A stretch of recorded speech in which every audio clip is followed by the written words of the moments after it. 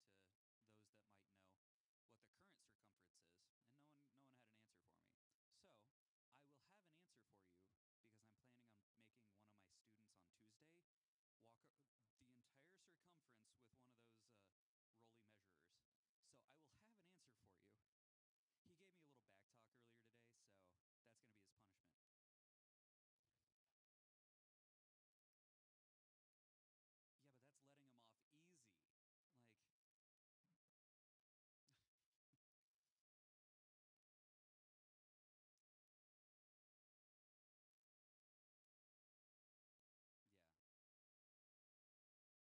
going to be his punishment. Yeah, but that's letting him off easy. Like, yeah. And it's an oval, it's not a perfect circle. So we wouldn't have an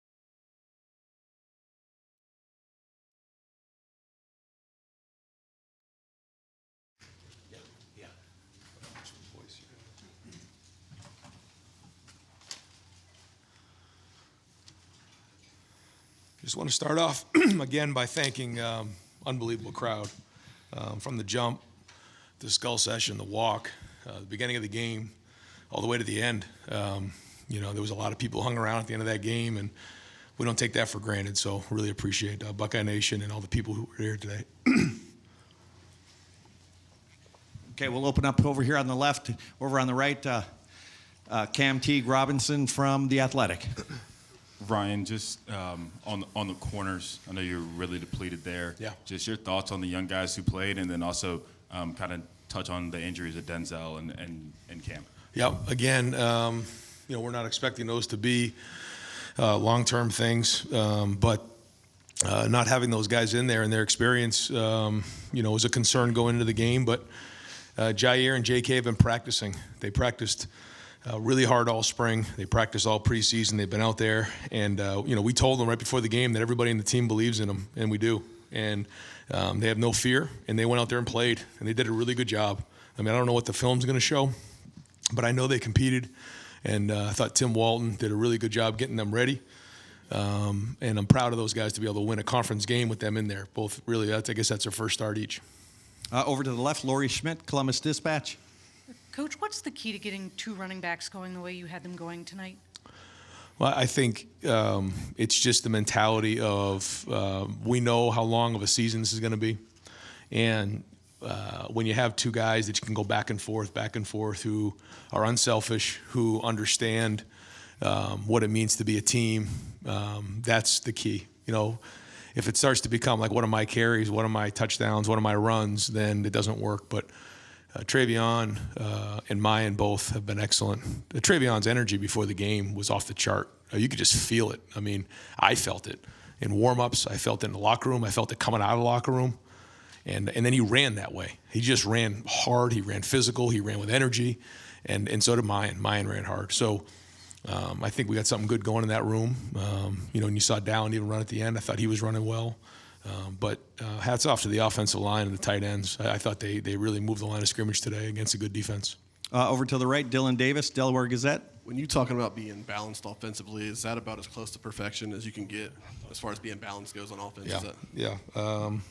I mean, I thought that the balance was solid.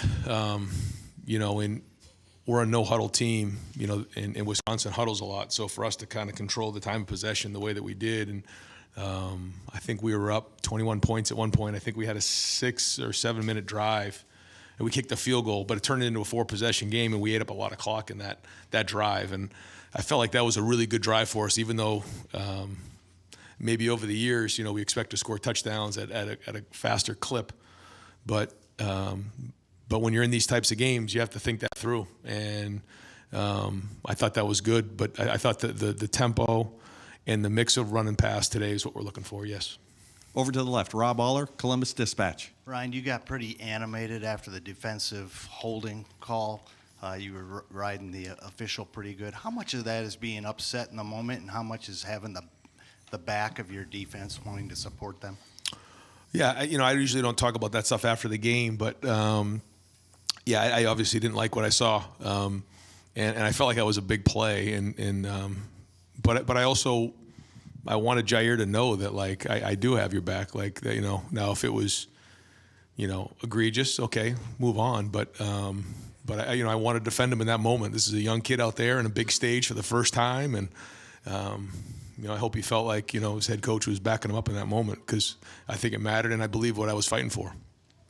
Over to the right, Austin Ward, Rivals, 97.1 The Fan. Ryan, I guess it's a product of how high the standard is that CJ's set here, but it didn't feel like he had his best stuff tonight. Is that now what he can do on a off night?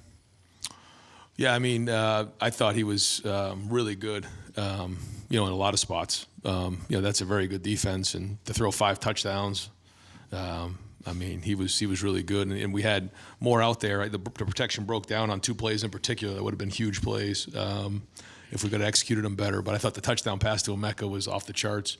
I thought some of the other balls were really well done. It's my fault at the end of the half. I'm going to take that. We're up. I think it was 4 scores at that point. with 45 seconds to go on our inside of our own, I guess 25. Should have just ran it 3 times, listened to the boos running off the field, and moved on. But I didn't. I threw the ball. We got a pick, and then the defense did a great job in sudden change, getting a stop right there. And so that's on me. And a couple calls I could have done a better job with. I thought he played good. I thought his energy was good, and throw 5 touchdown passes against Wisconsin. That's a hell of a night. Deep left, Doug LeMaurice, Cleveland.com. Ryan, you guys came out first drive, hit 3 chunk plays in the pass game. Seemed like you had them spread out, and then ran it after that. It felt like you were able to make them defend sideline to sideline, and then find running gaps. Just beyond the balance, the way you guys did it. What did you think of it? That's what we're looking for. What you just said, and that's easier said than done. That you want to be able to do that, and when they feel like you're throwing it, then you start running it. When they feel like maybe you're running it, you spread them out a little bit, and you try to get that going. And some nights it works, and you get into a rhythm. Some nights it doesn't. Tonight I felt like we did get in a rhythm. Clay Hall, WSYX. Ryan, you've preached toughness and fight all off season. To handle 2 physical teams like Notre Dame and Wisconsin, to remove all doubt in the first quarter, push them around, dictate the tempo. Do you think you've buried that? I think we've shown what we can do. Now, whether we do it every week, that's on us. But I think you can see what this team's made of, and I think we've shown that in first 4 games what we can do, what we're capable of. The big challenge, as we all know in college football, is you have to bring it every week, and that's the competitive stamina we've been talking about. Every single week you got to bring it. So as good as this feels, and as much as we want to celebrate this, we can't spend too much time patting ourselves on the back after this thing, which is hard because this is one heck of a win for us. I mean, to play like we did tonight, that was a lot of work, and I'm very, very proud of our team. I'm proud of our players. Proud of the way the defense came in, some of the way the guys stepped up. I mean, there's a lot of good to go around in this game. But the tough thing is, you don't have too much time to talk about that. You got to be on to the next team, and but we'll try to enjoy this the best we can tonight and a little bit tomorrow. Far left, Stephen Means, Cleveland.com. Ryan, one more about the running backs. You guys have tried in the past to have kind of 2 running backs share the load like that, whether it was 2018 with J.K. and Mike or Trey and Master in 2020. Yep. Why do you think with these 2 guys make it? Why is it working out so well? I don't know. I think that. I think our offensive line is doing a good job. I think our tight ends are doing a good job. I think we have the right mix right now, and their approach has been excellent. But I think it's probably a combination of them and the offensive line and the tight ends and our running back. I mean, our wide receivers. Our wide receivers are doing a very, very good job. I mean, they're making plays down the field, but they're also blocking and being physical on the perimeter. And you could see the physical play of Julian Fleming today. I mean, you see the shot Emeka took on that crossing route. I mean, that's tough play, and then he comes back and gets that touchdown pass. So I think you're seeing a physicality across the board, and it isn't just up front. It's everybody. Time for just a few more. Over to the right, Bill Rabinowitz, Columbus Dispatch. A couple quick ones. Could you update Jackson Smith and Jigba's status, and also the job that you did on Braille and Allen? He had the long run at the end, which skewed the stats, but what kind of job do you think you did? Yeah, I felt like our guys did a great job of gang tackling. There was a couple things that maybe could have squirted out, but we had extra guys come to the party and get him down. Have to look to see how many yards after contact he made, but I felt like we did a decent job of getting him on the ground. But he's a big, strong, physical back, and you can even feel late in the game where if you get into a close game, they're going to wear you down, and he's like that. So overall, and we decided to take out some of our starters in that moment, and then he hit that long run. So we got to figure out why that happened, but that was on me. I know Jim would rather have had his starters in there and stop them right there, but I made that call. So I wanted to keep our guys out of the game. We have a couple guys who've been banged up, so made that call, and is what it is. Over to the left, Patrick. With Jackson, we decided to kind of shut him down for this game, and we're going to hope we'll kind of get him going on Tuesday, and hopefully we make some progress and get to see him play next week. Pat Murphy, 24/7 Sports. Ryan, we saw what Travion could do last year, but when did you know Mayan could be that complementary, that number 2 back, however you want to call it, to Travion, that you could have 2 guys? I mean, last year we saw it, we've seen it, but in the preseason is when I really started to see just an acceleration of his skill level and his practice habits and his toughness, and just the way he was hitting the holes.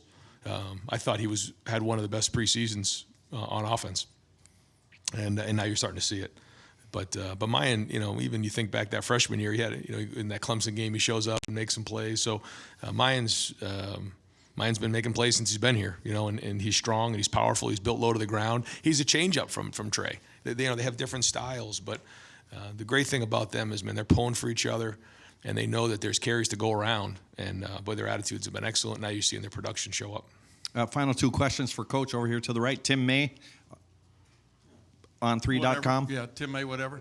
Do all of Cade Stover's catches go to the tight end category? Because obviously you split him out big time tonight. That was a big change-up. It didn't look like they were ready for that. Maybe I'm wrong, but what just led you to do that? And were you surprised how effective it was? And number two, were you a little worried about him when he went little tea kettle there that got hit? Yeah, I was concerned. That was a tough hit. He's a tough player, and I'm proud of what Cade is becoming for this offense. He deserves everything he's getting. He's earning it all. He is a weapon for us in the pass game, as you can see. He's strong, he's powerful, but he's also getting after people in the run game, does a good job in protection. And he can do that. You can see that he can split out. He can come back into the backfield. He can line up as a tight end. He gets big in some of the bigger personnels. And anytime you have somebody that can do that, that's what the NFL is looking for, right? That's what we're all looking for, those versatile players that can do multiple things. And he's showing he can do that, and he's become a weapon for us. And what tonight? What just did Wisconsin show you that would make that so effective? No, I mean, we're constantly trying to find ways. We tried to do it last week, just the whole run-pass conflict. Yeah. And final question, Nathan Baird, Cleveland.com. You mentioned other guys stepping up behind Jair and JK tonight. Where did Tanner McAllister fit into that, and kind of the way he was maybe setting a tone defensively? Yeah, he missed last week, and it was good to have him back in there. And then he had the pick early on in the game, and that was a huge deal. And then we were able to capitalize and go up 14-0. So his maturity, and he's played a lot of football. Not here, but he's played a lot of football, so that helps. It's a little bit of confidence when he's out there, especially when you have some young guys back there. And I talked to Ronnie Hickman early in the game just about, how you got to help with these guys. You got to be poised back there, and you got to show them that calm that they need. And he was there for them, and I thought those guys really helped, especially with the younger players. Great. Coach, thank you very much. Thanks, guys.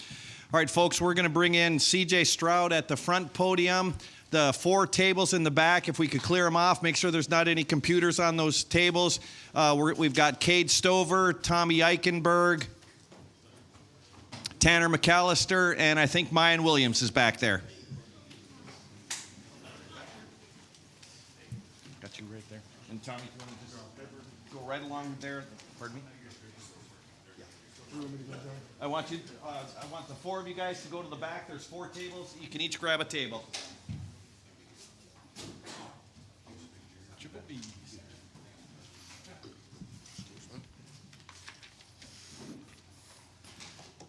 Louisa, you want to just hand it to anyone? Great. We'll open it up for CJ. We got Cameron Teague Robinson, The Athletic. Over here to the right, CJ. CJ, that first half, it just looked like you were able to distribute the ball all over the field to whether it was Cade, Emeka, Julian, Marvin. Just what's that like as a quarterback when wherever you look, you have somebody who's likely going to be open and is going to bring down the ball for you? Right. First and foremost, I want to give all glory and praise to God. Jesus Christ, my Lord and Savior, just be able to be at this school, this great university, play with these great teammates. But like you said, I think in the first half we distributed the ball pretty well. Had some good momentum coming out quick. That's something that we definitely wanted to do, and I think we built that chemistry with Cade, Emeka, and Marvin, and really everybody who touched the ball did a great job. But we built that chemistry in the offseason, so being able to do that, and then we even had some adversity in the first half too, kind of slowing down a little bit. Should have scored on the second to last drive, maybe even the last drive. But at the end of the day, I think that we bounced back from that, and it's good to get some of that early on in conference play, so we can have that feeling of coming back even with adversity. So, over to the left, Pat Murphy, 24/7 Sports. CJ, what's it like to have 2 running backs that can put up numbers the way that Mayan and Trey have? And how does, if any way, does that change when one's in the game for you than the other? Right. Both of them have been great. Not only just running the ball, but pass protection as well. So they spent a lot of time on that. But at the same time, as y'all can tell, they're towing the rock really well. But it starts up front. I always preach to my linemen, y'all the best players on this team. we don't move if y'all don't move, or we're not great if y'all aren't great. So I definitely think that they take that to heart every week. And this is a big time challenge for us, knowing that Wisconsin was big and physical, and they wanted to. They said we couldn't run the ball, whatever the case may be, or they were going to stop the run, whatever the case may be.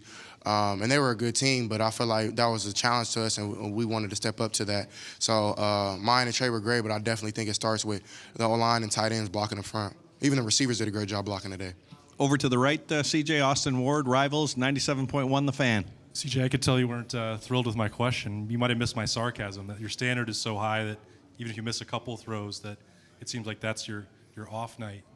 When you leave, will you think about the 5 touchdowns or a couple more that you maybe could have hit? A little bit of both. I mean, working these plays, I mean, we work them so hard that you have to enjoy the win at the same time. But like you said, I mean, could always be better. I'm never going to play perfect, so y'all can get that in your head right now. Never going to play perfect. So that interception, I'll tell you, I heard Coach Day. It was my fault. I got to make the throw. They were in cloud coverage. I try to anticipate it early on.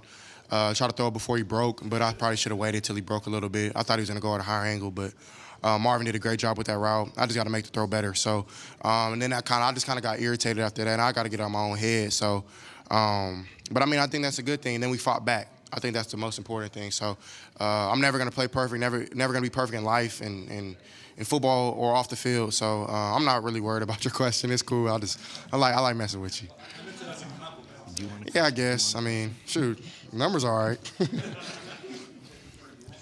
Okay, we'll go over to the deep left, CJ. Doug Lesmerises, Cleveland.com. CJ, you guys came out in the first drive and hit a couple big pass plays right off the bat, being spread out.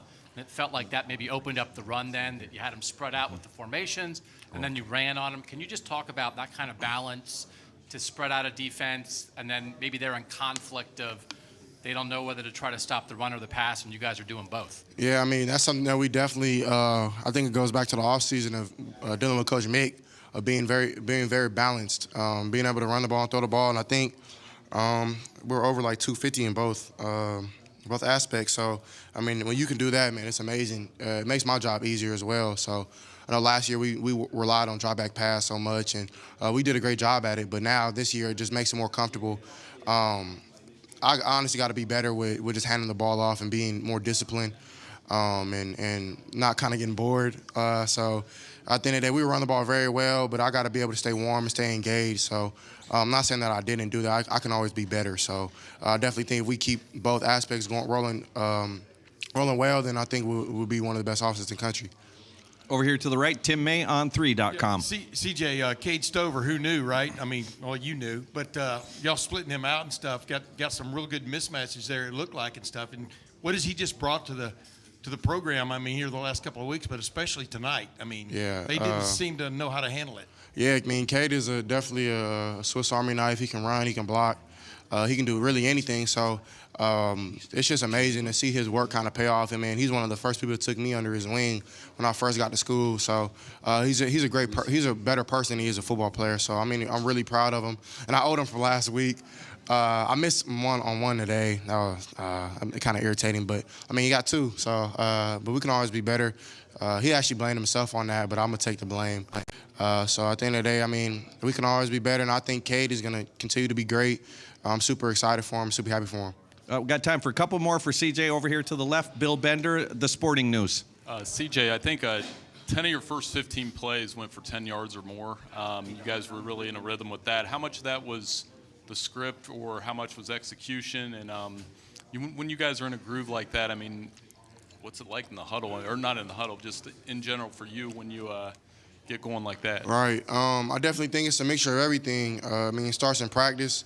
I mean, practicing so hard. I mean, we practice so hard on Tuesday and Wednesday, and then clean it up on Thursday. So we can put 2 great days in. I think that's definitely where it starts. But it's a mixture of everything. I mean, Coach Day did a great job with play calling with Coach Wilson. And then, I mean, like, it's our job to execute. And so, I mean, everybody was yelling, hoorah, an all-black game. But I think my job was just to lead the offense and tell them we just need to execute. Everybody calm down, let's execute, and just try to have fun. So I definitely think we did that. And we'll continue to build. So, I mean, if we can, like, keep the running and pass game so clean, and I think definitely the play calling will be easier for Coach Day. Execution will be easier for us. And final question right here, front row, Stephen Means, Cleveland.com. Y'all sound funny, bro. Nah, no. It's a normal question. All right.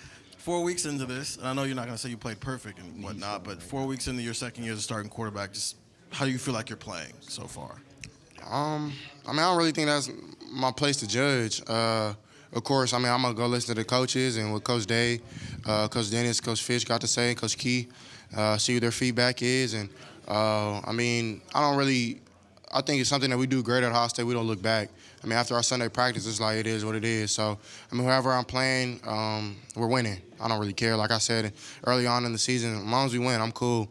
And I think the numbers show, the numbers prove for themselves. I mean, I think that, but this is not just me, you know what I mean? That it's a combination of my linemen, my tight ends, my running backs, my receivers, I mean, our special teams, our defense, a little bit of everything, just the hard work kind of paying off. So, I mean, if people think I'm playing good, cool. If they don't, cool. They hate it anyway. So, I mean, I'm blessed from God to be in this position. So, great. CJ, thank you very much. Y'all.